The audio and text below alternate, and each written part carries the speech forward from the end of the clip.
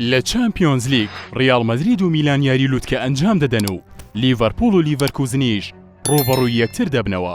ڕۆژی سێشەممە هەفتەی چوارەمی چامپیۆنز لیگ دەست پێ دەکاتەوە و لە گرنگترین یاریشدا کاتژمێر 11 شەو ڕیال مەدرید لە یاریگای سانتیاگۆ بێرنابیۆ میوانداری ئەیسی میلان دەکات.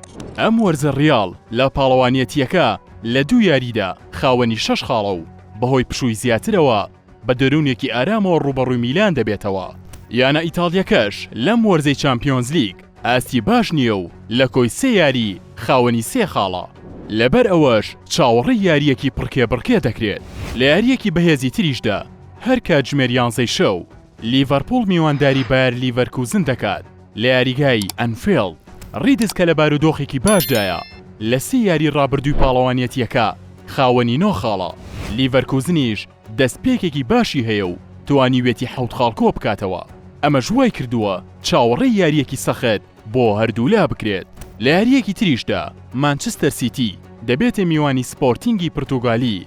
هەردوویانەکە خاوەنی 6 خاڵن و تا ئێستا ئاستێکی بەرزیان پێشکەش کردووە، بەڵام بەهۆی ڕۆیشتنی ڕایەنەری یانەکەوە چاوەڕێ دەکرێت سپۆرتینگ تووشی کێشە ببنەوە لە بەرامبەر تیپەکەی پیپ گواردیۆلا.